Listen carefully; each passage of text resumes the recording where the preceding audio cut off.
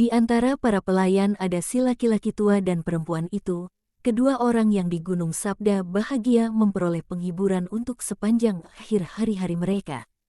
Yesus berhenti untuk memberkati si patriark, yang mencium tangannya seraya menangis serta membelai si bocah yang berjalan di samping Yesus dan berkata kepadanya, "Kau bahagia sebab kau dapat mengikutinya sepanjang waktu. Jadilah baik, jaga dirimu, nak. Kau sungguh beruntung, sungguh sangat beruntung. Sebuah mahkota melayang-layang di atas kepalamu. Kau diberkati." Ketika mereka semua sudah mengambil tempat, Yesus mulai berbicara.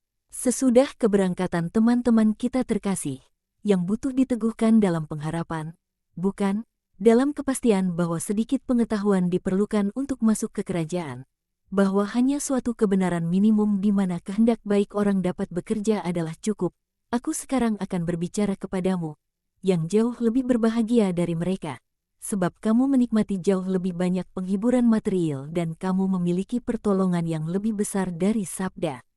Hanya melalui pikiran aku dapat memperluas kasihku kepada mereka. Di sini, kasihku mencapaimu juga melalui sabdaku. Oleh karenanya, kamu akan diperlakukan baik di sini di bumi maupun di surga dengan kekuatan yang lebih besar, sebab lebih banyak akan dituntut dari mereka kepada siapa diberikan lebih banyak. Mereka, teman-teman malang yang kembali ke penjara mereka, memiliki kesejahteraan yang paling minim, dan, sebaliknya, penderitaan yang paling besar. Oleh karenanya, hanya ada janji-janji kemurahan atas mereka, sebab apapun lainnya akan berlebihan.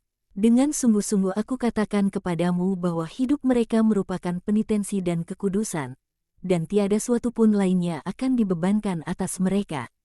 Dan juga dengan sungguh-sungguh aku katakan kepadamu, bahwa seperti para gadis yang bijaksana, mereka tidak akan membiarkan pelita mereka padam hingga saat mereka dipanggil.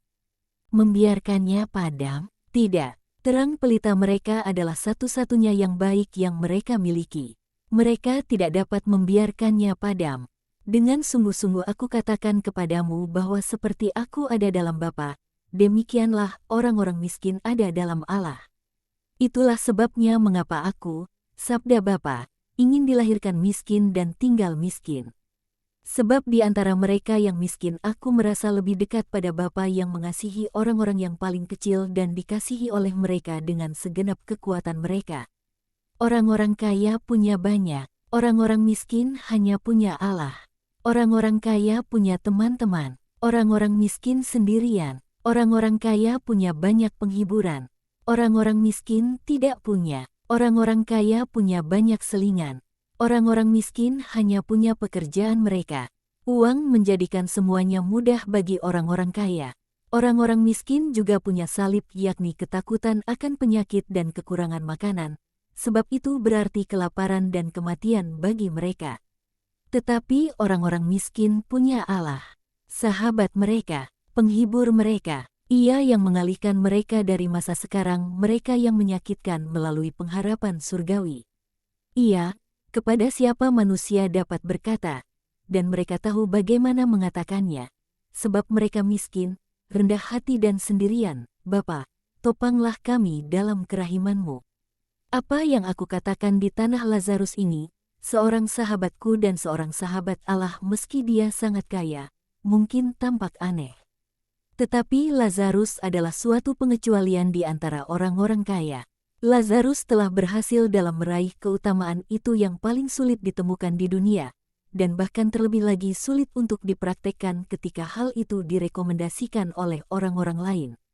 Keutamaan kebebasan dari kekayaan. Lazarus adalah seorang benar. Dia tidak merasa tersinggung. Dia tidak dapat tersinggung sebab dia tahu bahwa dia adalah orang kaya yang malang, dan dengan demikian celaanku yang tersembunyi tidak berlaku baginya.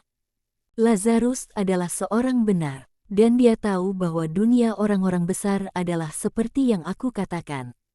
Oleh sebab itu aku berbicara dan katakan, dengan sungguh-sungguh aku katakan kepadamu bahwa adalah jauh lebih mudah bagi seorang miskin untuk berada dalam Allah daripada bagi seorang kaya, dan dalam surga Bapakku dan Bapamu, banyak tempat akan didiami oleh mereka yang di dunia dipandang rendah sebab mereka adalah yang paling kecil di antara manusia, bagai debu yang diinjak orang.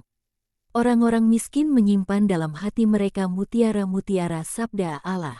Itu adalah satu-satunya harta mereka. Barang siapa mempunyai hanya satu barang berharga, dia akan menjaganya. Barang siapa mempunyai banyak, menjadi bosan dan acuh, congkak dan sensual. Itulah sebabnya mengapa dia tidak mengagumi dengan mata kasih yang rendah hati harta yang dianugerahkan oleh Allah, dan mengacaukannya dengan harta-harta lainnya, yang hanya tampaknya saja berharga, harta yang adalah kekayaan dunia dan dia berpikir. Hanya demi kebaikan saja aku menerima perkataan dari dia yang adalah manusia seperti aku, dan melalui nafsu sensualitas yang kuat dia menumpulkan kemampuan perasanya akan apa yang adikodrati. Nafsu yang kuat, ya, sangat pedas guna menyamarkan bau dan rasa busuknya. Tetapi dengarkanlah dan kamu akan mengerti dengan lebih baik bagaimana ketertarikan akan hal-hal duniawi, kekayaan dan pesta pora menjauhkan orang dari masuk ke kerajaan surga. Suatu ketika seorang raja merayakan perkawinan putranya. Kamu dapat bayangkan pesta di istana. Dia adalah putra tunggal, dan sesudah mencapai usia yang sempurna, dia akan menikahi mempelai terkasihnya. Sang ayah dan raja menghendaki sukacita putranya dilingkupi dengan sukacita, sebab dia pada akhirnya akan menikahi tunangannya terkasih. Di antara banyak perayaan dia menyelenggarakan suatu perjamuan malam yang mewah.